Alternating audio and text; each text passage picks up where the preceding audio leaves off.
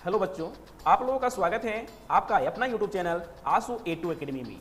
हम लोग NCERT book की महत्वपूर्ण एमसीक्यू प्रश्नों का विश्लेषण कर रहे थे और आज की क्लास में मैं कक्षा 8 विषय गणित और गणित विषय में अध्याय 2 वर्ग और वर्गमूल, जिसको अंग्रेजी में कहते हैं स्क्वायर एंड स्क्वायर रूट्स, से बनने वाले 25 महत्वपूर्ण एमसीक्यू प्रश्नों का आज विश्लेषण करेंगे, जो आपके एग्जाम के दृष्टिकोण से बहुत ही महत्वपूर्ण होंगे। यदि आप इस चैप्टर से वर्ग और वर्गमूल से ये 25 एमसीक्यू प्रश्न को तैयार कर लेते हैं तो आपको एग्जाम में जरा सी भी दिक्कत नहीं होगी। यदि आप इससे पहले वाली क्लास, जिसमें मैंने गणित विषय में कक्षा 8 का ही अध्याय 1 का 25 एमसीक्यू प्रश्नों का विश्लेषण किया हूं, यदि आप उस वीडियो को नहीं देखे हैं, उस क्लास को नहीं देखे हैं, तो आप इस चैनल पे जाएं और इसका प्लेलिस्ट में आपको वो वीडियो, वो क्लास मिलेगी और आप उसको पहले देखें और अपने तैयारी को मजबूती प्रदान करें। चलिए शुरू करते हैं आज की क्लास। आज की क्लास का जो पहला प्रश्न है, वो पहला प्रश्न है निम्न संख्याओं में से संख्याओं का सिर्फ इकाई अंक देखकर ही पता कर सकते हैं कि वो पूर्ण वर्ग संख्या है कि नहीं। तो जिस संख्या का इकाई अंक क्या चीज, इकाई अंक अगर 1 और 4, 5, 6, 9, जिस संख्या का इकाई अंक यदि 1, 4, 5, 6, 9 रहेगा तो वो संख्या क्या कहलाता है? पूर्ण वर्ग संख्या कहलाता है। वो संख्या पूर्ण वर्ग होता है क्योंकि उसका पूर्ण वर्गमूल निकल सकता है, इसलिए इसको पूर्ण वर्ग संख्या कहते हैं। तो जिस संख्या का इकाई अंक 1, 4, 5, 6, 9, तो इसमें से किस संख्या का इकाई अंक क्या है? 1, 4, 5, 6, 9 में से है। तो इसमें से ऑप्शन डी का जो है इकाई अंक क्या है? 6 है। तो ई ऑप्शन डी 1296 एक पूर्ण वर्ग संख्या है। यहां मैं बता देना चाहता हूं कि जिस संख्या का इकाई अंक यदि 2, 3, 7, 8, यदि 2, 3, 7, 8 इकाई अंक रहे जिस संख्या का, वो पूर्ण वर्ग संख्या नहीं होता है। और जिस संख्या का इकाई अंक 1, 4, 5, 6, 9 होता है, वो संख्या पूर्ण वर्ग संख्या हो सकता है, जरूरी नहीं कि होगा ही सो। तो यहाँ पे 1296 का इकाई अंक क्या है? 6 है। इसलिए क्वेश्चन नंबर 1 का जो सही उत्तर है वो ऑप्शन डी 1296। अगला प्रश्न है प्रश्न संख्या 2, निम्नलिखित में से किसके इकाई स्थान पर 6 होगा? तो हम संख्याओं का वर्ग का इकाई अंक ज्ञात करना है, तो हम पूरी संख्या को वर्ग नहीं करेंगे और सिर्फ इस संख्या का इकाई अंक का वर्ग करेंगे। तो इस संख्या का इकाई अंक क्या है जी? 9। तो 9 का अगर वर्ग करेंगे तो होगा 81, और 81 का इकाई अंक क्या है? 1, और हमको इकाई स्थान पे क्या होना चाहिए? 6 होना चाहिए। इसका 1 आया, तो ये ऑप्शन गलत है। अब ऑप्शन बी में है 624, तो 624 का इकाई अंक क्या है? 4। तो 4 का अगर हम स्क्वायर करेंगे तो क्या होगा? 16, और 16 का इकाई अंक क्या है? 6। तो वही तो क्वेश्चन में बोल रहा था, किस संख्या का इकाई स्थान 6 है, तो इस संख्या का वर्ग निकालना था। वर्ग निकाले तो क्या हो गया? 16 इकाई स्थान पे, तो इकाई स्थान पे 6 होगा। तो यही इसका क्वेश्चन नंबर 2 का जो सही उत्तर होगा वो बी होगा ऑप्शन। अगला प्रश्न है प्रश्न संख्या 3, संख्या 5278 का वर्ग का इकाई अंक क्या होगा? अब वही बात, फिर से वही क्वेश्चन है, ये 5278 का अगर वर्ग निकालेंगे तो इस वर्ग का इकाई अंक क्या होगा? तो मैं भी बताया कि पूरी संख्या का हम वर्ग नहीं करेंगे, टाइम भी लगेगा और जरूरत भी नहीं है उसका। तो सिर्फ इसका इकाई अंक का स्क्वायर करेंगे, वर्ग करेंगे। तो इकाई अंक क्या है? 8। तो 8 का स्क्वायर करेंगे तो क्या होगा? 64, और 64 का इकाई अंक क्या है जी? 4। तो 64 का इकाई अंक 4 है, इसलिए इस संख्या का वर्ग का इकाई अंक क्या होगा?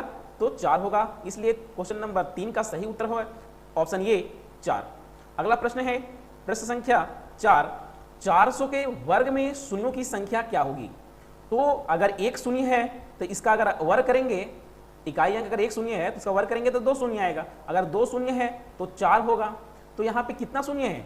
2 शून्य है। तो इसका अगर स्क्वायर करते हैं 400 का, तो 400 का अगर स्क्वायर किया जाए तो देखो 4 चौक 16, और 16 पर कितना जीरो? 4 जीरो। तो इकाई स्थान अंतिम में शून्यों की संख्या कितनी हुई? 4। तो इसका जो क्वेश्चन नंबर 4 का सही उत्तर होगा बी होगा 4। अगला प्रश्न है प्रश्न संख्या 5, 10 का स्क्वायर माइनस 2 का मान क्या होगा?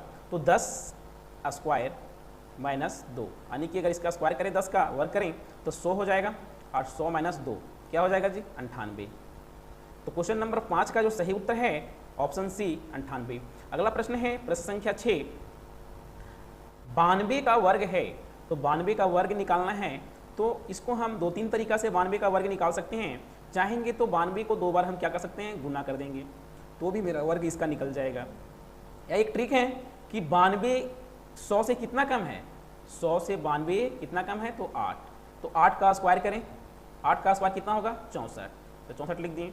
अब 92 कितना कम था 100 से, 8, तो 92 में 8 और घटा दें तो कितना हो जाएगा, घटाएंगे तो ये हो जाएगा 92 में 8 जाएगा तो 12 लेंगे, 12 में 8 जाएगा तो 4 और ये 8 यानी कि 84, तो 84 यहाँ लिख देंगे। यही तुम आपका क्या हो जाएगा, 92 का वर्ग, ठीक है। या तो फिर गुना करके लिख दे डायरेक्ट, तो 92 का वर्ग होगा वो 84 64, तो 84 64 किस ऑप्शन बी में है, इसलिए क्वेश्चन नंबर 6 का जो सही उत्तर होगा ऑप्शन बी 8464। अगला प्रश्न है प्रश्न संख्या 7, 105 का वर्ग क्या होगा। तो 105 का वर्ग उसी तरह निकाल सकते हैं, 105 105 दो बार गुना करके और निकाल सकते हैं। या तो इसका ट्रिक है कि ये 100 से कितना ज़्यादा है, 100 से ये 5 अधिक है, 100 से 5 अधिक है, तो 5 का स्क्वायर करेंगे, तो 5 का स्क्वायर कितना होगा 25, और 5 अधिक है 100 से, तो इसमें हम 100 और ऐड कर देंगे, तो कितना हो जाएगा 105 में यदि हम 5 और ऐड करेंगे तो 110 हो जाएगा, तो यहाँ आप 110 लिख दें। यही आपका क्या हो गया, इसका 105 का वर्ग हो गया। तो इस ट्रिक से भी निकाल सकते हैं, या आप 105 को 2 बार गुना कर दें, उसी जो गुणनफल आएगा वही क्या होगा, उसका 105 का वर्ग होगा। एक और ट्रिक है कि जिस संख्या का इकाई अंक 5 हो, जिस संख्या का इकाई अंक 5 हो उसका वर्ग निकालने का तरीका ये है कि डायरेक्ट 25 लिख दें, और जो संख्या बच जाता है, जैसे यहाँ 10 बच गया तो 10 को एक और बढ़ा दें, 11 से गुना करके लिख दें, तो 110 और 25, यही क्या होगा, इसका वर्ग होगा। तो क्वेश्चन नंबर 7 का जो सही उत्तर होगा वो ऑप्शन बी 11025 होगा। अगला प्रश्न है प्रश्न संख्या 8, निम्न में से कौन पाइथागोरस त्रिक है जिसकी सबसे छोटी संख्या 8 है। तो पाइथागोरस त्रिक कहाँ अप्लाई होता है जी, पाइथागोरस त्रिक मतलब हुआ कि ये समकोण त्रिभुज, जो समकोण त्रिभुज होता है उसमें होता है, यदि ये 90 डिग्री है ए बी सी, तो इसको कर्ण बोलते हैं। कर्ण ये होता है लंब और ये होता है आधार। तो आपको पता होना चाहिए कि कर्ण सबसे क्या होता है, लंबा होता है, यानी सबसे बड़ा जो भुजा होता है समकोण त्रिभुज का वो कर्ण होता है। तो सबसे बड़ा इसमें जो होगा पाइथागोरस त्रिक में वो कर्ण होगा, और लंब और आधार छोटा होता है कर्ण से। तो इसमें बोला गया है कि सबसे छोटी संख्या 8 है, यानी कि 8 जो होगा तो या तो लंब होगा या तो आधार होगा, कर्ण का तो पता नहीं। तो आप कैसे पकड़ेंगे, इसको हम ऑप्शन से बनाएंगे। अगर ऑप्शन ए लेते हैं तो इसमें सबसे बड़ी जो भुजा है वो 17 है, तो 17 का अगर स्क्वायर करते हैं तो 17 का स्क्वायर क्या हो जाएगा 289, और 17 का स्क्वायर अगर 289 है तो अगर यदि हम एक भुजा 8 लेते हैं तो होता क्या है कि कर्ण का स्क्वायर बराबर होता है लंब का स्क्वायर प्लस आधार का स्क्वायर, है ना।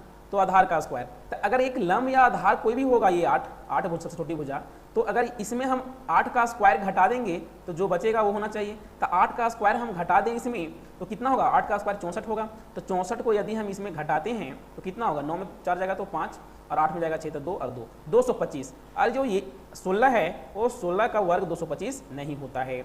अगर 17 इसमें भी है, बड़ी भुजा ये है, तो अगर 17 का स्क्वायर इसमें घटाएंगे बड़ी वाला में तो ये भी नहीं आएगा। इसमें देखें ऑप्शन सी में अगर 17 का स्क्वायर तो मैंने किया पहले भी है, तो 17 का स्क्वायर होता है 289 और 8 का स्क्वायर 64। इसको जब घटाएं तो जो आया पे यहाँ पे जिसका घटाने के बाद वो 225, और 225 का जो वर्गमूल होता है वो 15 होता है, यानी कि अगर 15 का स्क्वायर करेंगे तो 225 होगा। तो ये सीट खा गया पाइथागोरस त्रिक में कि 17 का स्क्वायर और 8 का स्क्वायर और 15 का स्क्वायर, 8 का स्क्वायर और 15 का स्क्वायर जोड़ेंगे तो 17 का स्क्वायर आ जाएगा। इसलिए ये जो निम्न में से जो पाइथागोरस त्रिक को जो सेटिस्फाई करता है, जो सबसे छोटी जो भुजा होगी 8 होगी, वो ऑप्शन सी है 8 15 17। इसमें कर्ण हो जाएगा 17, और आपका लंब या किसी भी मान लें, अगर लंब हो गया परपेंडिकुलर 8 और बेस जो होगा सो 15 हो जाएगा। इस प्रकार से क्वेश्चन नंबर 8 का जो सही उत्तर होगा ऑप्शन सी 8 15 17। अगला प्रश्न है प्रश्न संख्या 9, निम्न में से कौन एक पूर्ण वर्ग है। तो इससे पहले वाले संख्या में ही मैंने बताया था, पहले वाले प्रश्न में मैंने बताया था कि पूर्ण वर्ग संख्या किसे कहते हैं, कैसे हम पहचानेंगे कि पूर्ण वर्ग संख्या है। तो जिस संख्या का इकाई अंक, मैंने बोला था कि पूर्ण वर्ग पहचानना है, पूर्ण वर्ग संख्या का इकाई अंक क्या होता है, इकाई अंक। तो इकाई अंक मैंने बताया था या तो 1 होगा, या तो फिर 4 होगा, या 5 होगा, या 6 होगा, या 9 होगा।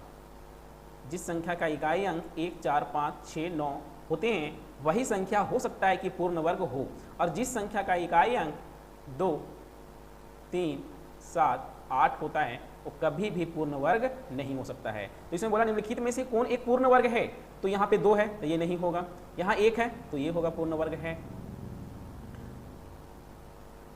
अब यहाँ पे 3 है तो नहीं होगा, और ये आपको दिख रहा है यहाँ पे 1 है, लेकिन यहाँ 1 होने के बावजूद ये आप जानते हैं कि इसका पूर्ण तरीके से इसका वर्गमूल नहीं निकलेगा, इसलिए सी भी नहीं होगा। यहाँ पे 81 दोनों में से एक होता है, लेकिन आप जानते हैं 151 किसी का ये वर्ग नहीं होता है, 81 ही होता है 9 का वर्ग, इसलिए क्वेश्चन नंबर 9 का जो सही उत्तर होगा ऑप्शन बी 81।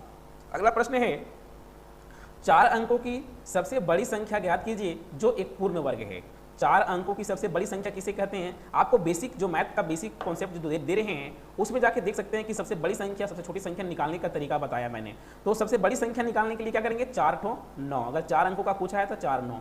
अब बोला कि 4 अंकों की सबसे बड़ी पूर्ण वर्ग संख्या निकालें। इसका निकालने का तरीका ये होता है कि 4 अंकों की सबसे बड़ी संख्या लिख लेते हैं और इसका वर्गमूल निकालेंगे जी, और जो शेषफल बच जाएगा उसी को इसमें घटा देंगे और वही आपका रिक्वायर्ड नंबर हो जाएगा, अभिष्ट संख्या हो जाएगा जो आपको पूछा जा रहा है।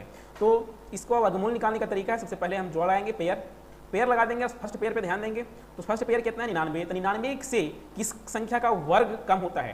तो 99 का 9 का जो वर्ग होता है वो 81 होता है, जो 99 से कम है, यानी कि 81। 9 से दिए तो यहाँ लिख देंगे 9। अब क्या करेंगे? 81 99 में घटाएंगे, तो 9 में 1 जाएगा तो 8, और 9 में 8 जाएगा तो 1, 18 हुआ। इधर जुटता है जी, तो 9 9 18। अब एक साथ वर्गमूल में हम लोग 2 अंक को उतारते हैं, तो 2 अंक क्या है? डबल लाइन है, तो डबल लाइन को उतार देंगे।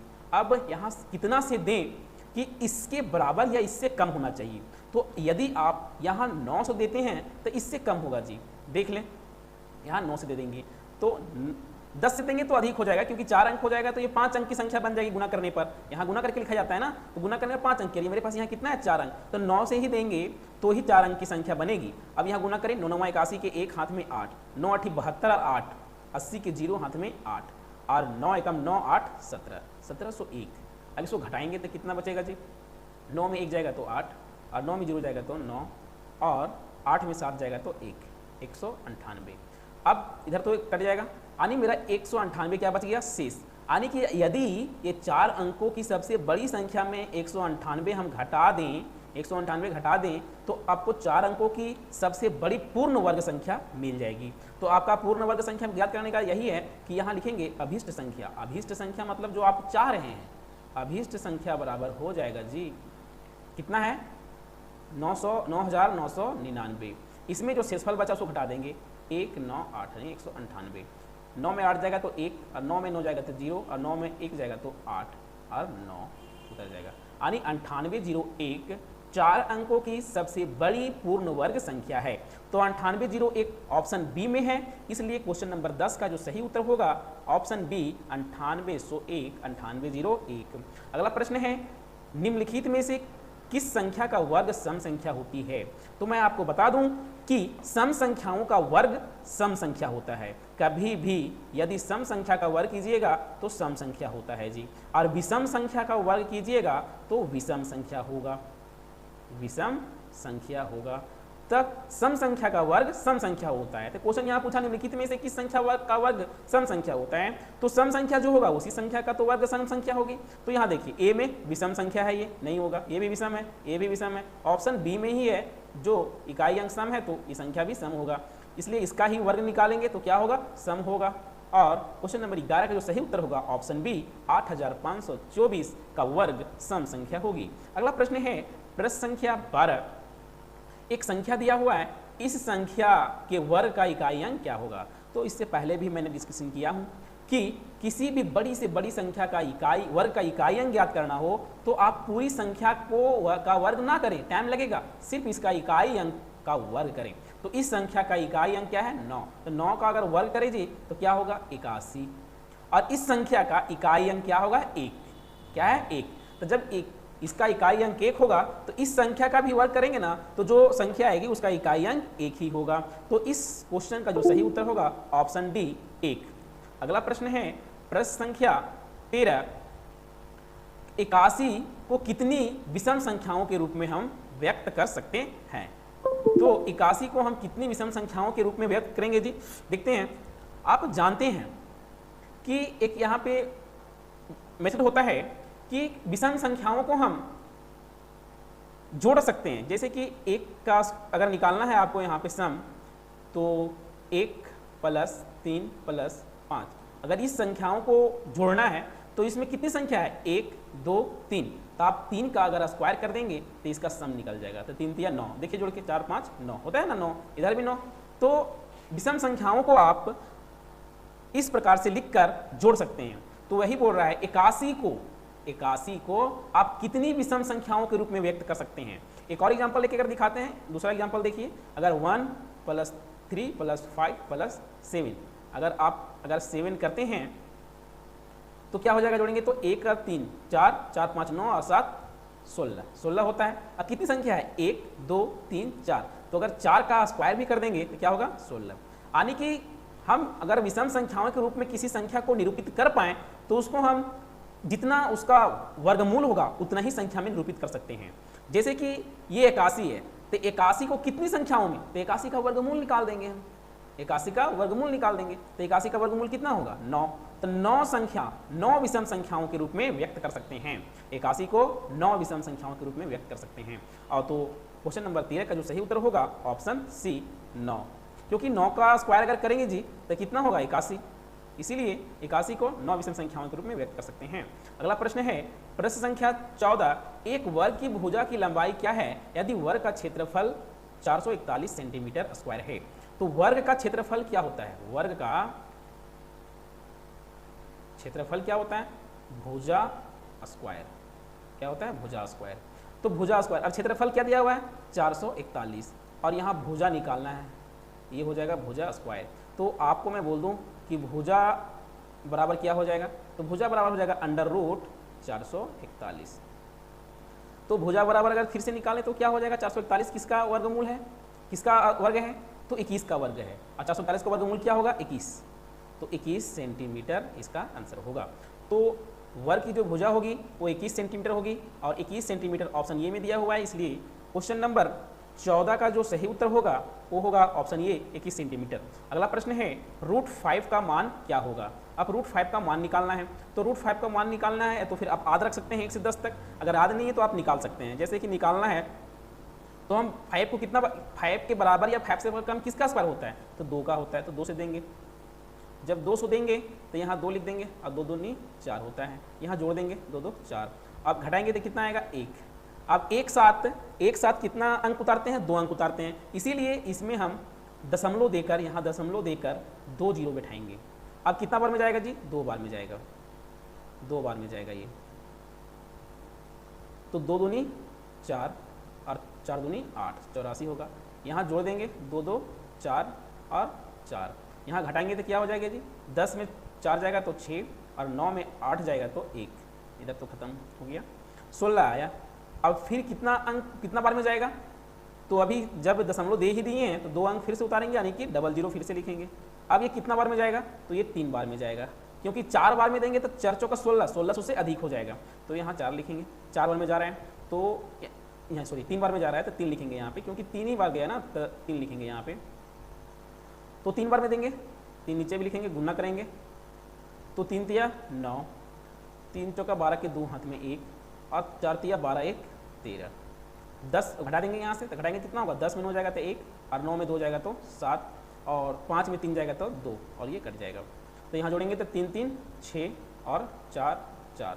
अब कितना बार में जाएगा, तो अब आपका जो जाएगा वो 6 बार में जाएगा जी, 6 बार में। यहाँ 00 उतार लेंगे, 6 बार में जाएगा, क्योंकि 6 चौका 24, 7 चौक 28 हो जाएगा, यहाँ 7 देंगे तो 7 चौक 28 हो जाएगा, जो कि 2700 से अधिक है, तो यहाँ 6 बार में देंगे। और 3 अंक तक ये आंसर दिया हुआ है, तो हमको जरूरत नहीं इसको सॉल्व करें। सो अगर सॉल्व करने का मन करे तो आप सॉल्व कर सकते हैं। 6 चौका 36 के 6 हाथ में 3, और 6 चौका 36 3 39, 39 के 9 हाथ में 3, और 6 चौका 24 और 3 27 के 7 हाथ में 2, और 6 चौका 24 और 2 26, इसको घटा देंगे जो आएगा। मेरे को ये चाहिए था, मिल गया कि √5 का जो आंसर होगा वो 2.236, तो 2.236 ऑप्शन ए में है, इसलिए 15 का जो सही आंसर उत्तर होगा वो ऑप्शन ए 2.236 होगा। अगला प्रश्न है प्रश्न संख्या 16, प्रथम 7 विषम प्राकृतिक संख्याओं का योग क्या होगा। तो आपको मैंने बताया जस्ट पहले वाली प्रश्न में कि विषम संख्याओं का योग निकालने का तरीका है कि n स्क्वायर होता है, n स्क्वायर होता है। जैसे आपको मैं बोला अगर 1 + 3 + 5, अभी 7 विषम संख्याओं की पूछा है तो मैं 7 तक जाऊंगा, अभी तक 1 2 3 हुआ है। अब इसके बाद 5 के बाद अगला जो विषम संख्या 7, इससे आगे वाला विषम संख्या 9, इससे आगे वाला विषम संख्या 11, तो कितना 7 4 थोड़ी 3 3 6 एक और लेंगे 13। तो इन संख्याओं का योग निकालना है। तो इन संख्याओं का योग निकालने का एक तरीका, आसान तरीका है फॉर्मूला से कि जितनी भी सम संख्या है ना उतना का स्क्वायर कर देंगे। तो यहाँ 1 2 3 4 5 6 7, 7 विषम संख्याओं का पूछा तो 7 का स्क्वायर, 7 7 49। तो आपको ज़्यादा कुछ नहीं करना था, बस 7 विषम संख्याओं का योग पूछा है प्राकृतिक विषम संख्याओं का, तो सिर्फ 7 का स्क्वायर कर देते हैं। तो 7 7 49 यानी 49 होगा, इसलिए 16 का जो सही उत्तर होगा ऑप्शन बी 49। अगला प्रश्न है प्रश्न संख्या 17, इसका क्या मान होगा? तो आप जानते हैं एक ट्रिक है, 1 का स्क्वायर करेंगे तो 1 होगा, और 11 का स्क्वायर करेंगे तो 121 होगा, और 111 का स्क्वायर करेंगे तो 1 2 3 2 1, और इसी प्रकार अगर हम 4 का 1 का स्क्वायर करेंगे तो 1 2 3 4 3 2 1, यानी कि जितना 1 रहेगा उतनी तक गिनती लिखेंगे और वहाँ से घटना शुरू होंगे। जैसे कि यहाँ 4 1 था तो 1 2 3 4 और 3 2 1। तो अगर इसी का वर्गमूल अगर आपको निकालने बोल दें हम तो क्या हो जाएगा? 4 1 हो जाएगा। तो यहाँ देखिए 1 2 3 4 3 2 1, यानी कि जो इसका वर्गमूल होगा वो 1 2 3 4 1 होगा। इसका वो जो वर्गमूल होगा 4 1 होगा, लेकिन यहाँ दशमलव दिया हुआ है तो दशमलव कितना अंक के बाद है? 1 2 3 4 अंक के बाद दशमलव है। तो जब वर्गमूल निकालेंगे तो 2 अंक के बाद दशमलव होगा, तो 2 अंक के बाद दशमलव देंगे 1 2, तो यहाँ देंगे दशमलव। तो इसका जो आंसर होगा, इसका मान होगा 11.11। तो ऑप्शन ए में 11.11 है, इसलिए क्वेश्चन नंबर 17 का जो सही उत्तर होगा ऑप्शन ए 11.11। अगला प्रश्न है 256 पर 4 जीरो का वर्गमूल कितनी अंकों की संख्या होगी? तो आपको पता होना चाहिए कि अगर कोई संख्या n अंकों की है तो उसका जो वर्गमूल होगा, अगर संख्या n अंकों की है तो उसका वर्गमूल n/2 होगा। तो अगर ये सम होगा तो, और अगर ये विषम हुआ तो n + 1/2। तो आप देखिए संख्या कितना है? 1 2 3 4 5 6 7, 7 अंकों की संख्या है, तो यहाँ n का मान 7 है तो 2 से भागा नहीं जाएगा, तो 7 + 1 यानी कि बटा 2, तो कितना होगा? 8/2, 2 चौक 8, यानी कि 4 अंकों की होगी। तो ऑप्शन बी में क्या है? 4 है, इसलिए क्वेश्चन नंबर 18 का जो सही उत्तर होगा ऑप्शन बी 4। अगला प्रश्न है प्रश्न संख्या 19, वह कौन सी छोटी सी संख्या है जिससे 1620 को भाग देने पर एक पूर्ण वर्ग बन जाएगा? तो आप ये समझ लीजिए कि जब भी छोटी संख्या निकालने बोले और गुना तथा भाग की बात करें कि भाग दिया जाए, गुना और भाग दिया जाए, तो हमेशा आप इसका जो निकालिएगा वर्गमूल वो अभाज्य गुणनखंड विधि से निकालिएगा। किस विधि से निकालिएगा? अभाज्य गुणनखंड विधि से। और यदि जोड़ा, क्या जोड़ा जाए या घटाया जाए तो हमेशा जो इसका विधि होगा आपका वो भाग विधि होगा, यानी वर्गमूल निकालने का जो विधि होगा वो भाग विधि होगा। इससे पहले मैंने जो बनाया प्रश्न जिसमें बोला गया था कि 4 अंकों की सबसे बड़ी से बड़ी संख्या ज्ञात कीजिए जो एक पूर्ण वर्ग संख्या होगा, उसमें बोला गया था क्या घटाया जाए का क्वेश्चन था, तो उसमें क्या निकाला मैंने? भाग विधि से निकाला। इसमें बोल रहा है क्या किस वह छोटी छोटी संख्या ज्ञात करें जो 1620 में भाग देने पर ये पूर्ण वर्ग संख्या बन जाए, तो अभाज्य गुणनखंड से निकालेंगे। तो सबसे पहले हम 1620 का अभाज्य गुणनखंड विधि से वर्गमूल निकालना शुरू करते हैं। तो कितना बार में जाएगा? कितना से जाएगा? 2 से, 2 8 16, 2 एकम 2 0, 810, फिर 2 से 4 दूनी 8, 0, 5 दूनी 10। भागा देने आता है ना? भागा देने नहीं आता है, पहले आप भागा सीख लेंगे, ठीक है। यहाँ बहुत कोई सिर्फ 4 5 लिख देंगे, इसलिए अगर नहीं जानते हैं तो समझें इस बात को। 810 को अगर 2 से भागा लगा रहे हैं तो क्या हो जाएगा? 4 दूनी 8, ये तो कट गया, एक उतरा भागा नहीं गया, क्या होगा? यहाँ पे 0 बैठा के 0 उतारेंगे, ठीक है, और फिर 5 से भागा लाएंगे 10। 0 बैठाने का जब 2 अंक एक साथ उतारते हैं तो 0 बैठा के दूसरा अंक उतारा जाता है, ठीक है। 2 से भागा जाएगा? नहीं जाएगा। कितना से जाएगा? तो 4 5 9 यानी 3 से जाएगा, तो 3 से भागा देंगे, 3 एकम 3, फिर 3 3 9 और 3 5 15, फिर 3 से जाएगा, 3 चौका 12 और 3 5 15, फिर 3 से जाएगा, 3 एकम 3, 3 5 15, 15 से 15 होता है, फिर 3 से जाएगा 5, यानी कि 1620 को हम लिख सकते हैं 2 गुने 2 गुने 3 गुने 3 गुने 3 गुने 3 गुने 5, यानी 2 गुने 2। अभी 1620 का वर्गमूल निकालना था, तो इधर भी हमको स्क्वायर रूट चढ़ाना होगा। तो आप समझें कि यहाँ पे क्या लिख सकते हैं, ये हो जाएगा 2 का स्क्वायर गुने 3 का स्क्वायर गुने 3 का स्क्वायर गुने 5 का, यानी कि 5 का जोड़ा नहीं लगा जी, 5 का जोड़ा नहीं लगा।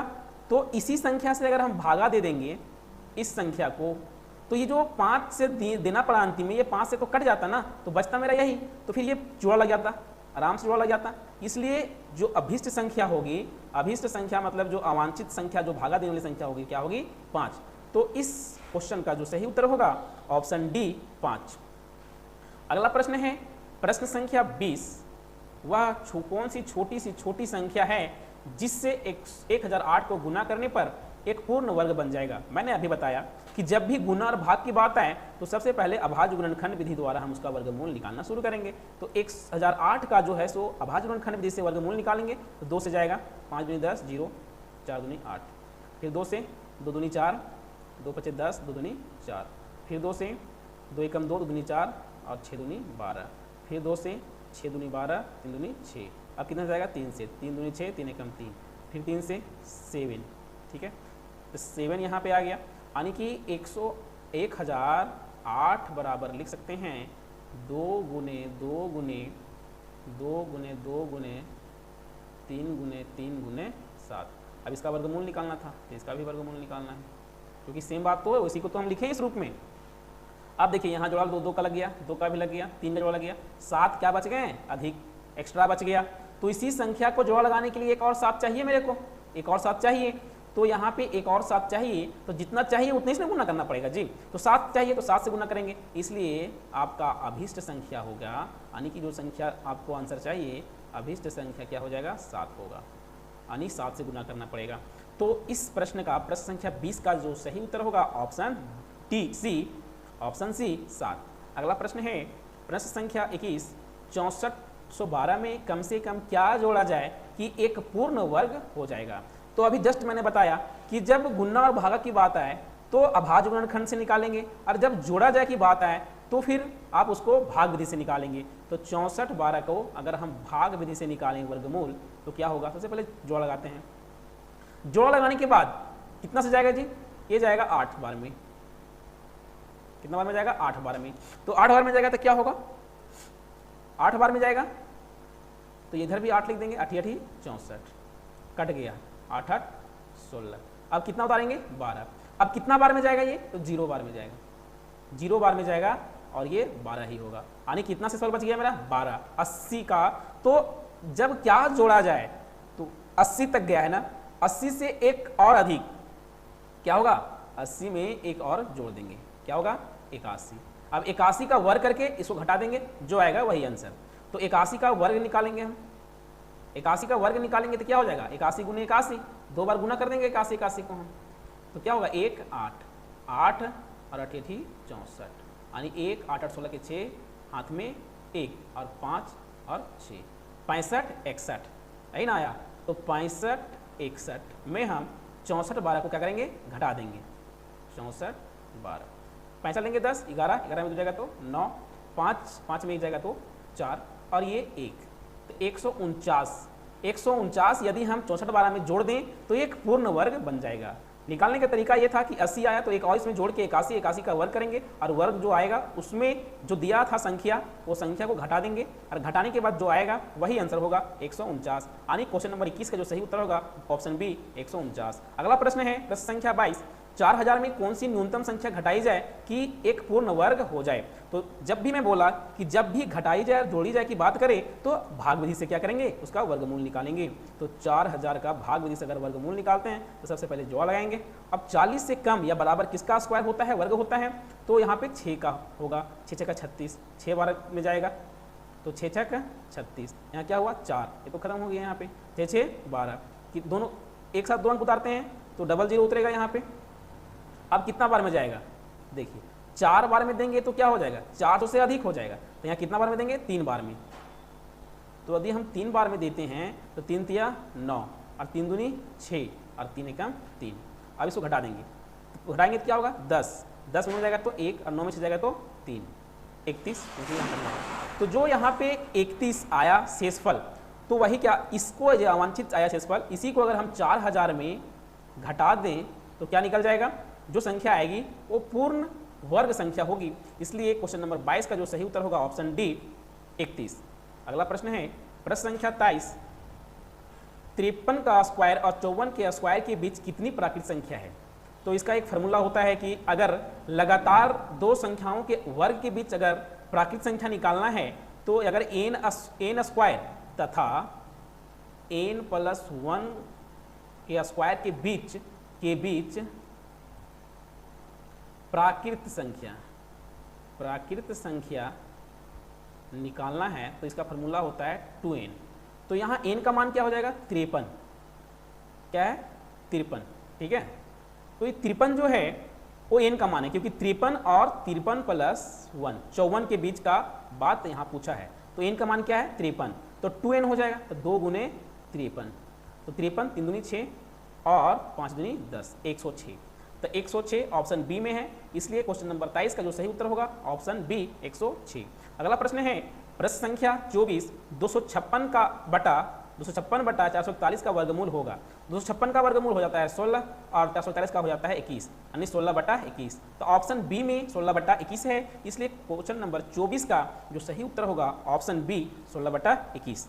अगला प्रश्न है प्रश्न संख्या 25 और आज का अंतिम प्रश्न है 1 plus 3 plus 5 plus 7 plus 9 plus 11 plus 13 plus 15 plus 17 plus 19 का योग क्या होगा। तो मैंने बताया कि विषम संख्याओं का योग ज्ञात करने का तरीका है, एक फार्मूला है n स्क्वायर।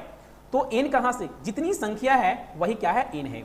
तो कितनी संख्या है, 1 2 3 4 5 6 7 8 9 10, 10 संख्या है तो 10 का स्क्वायर, और 10 का स्क्वायर क्या होता है, 100 होता है। इसलिए इन विषम संख्याओं का योग जो होगा वो होगा 100, और 100 ऑप्शन ए में है, इसलिए क्वेश्चन नंबर 25 का जो सही उत्तर होगा वो ऑप्शन ए 100। आज की क्लास यहीं समाप्त होती है। अब मिलते हैं नेक्स्ट क्लास में अध्याय 3 के साथ।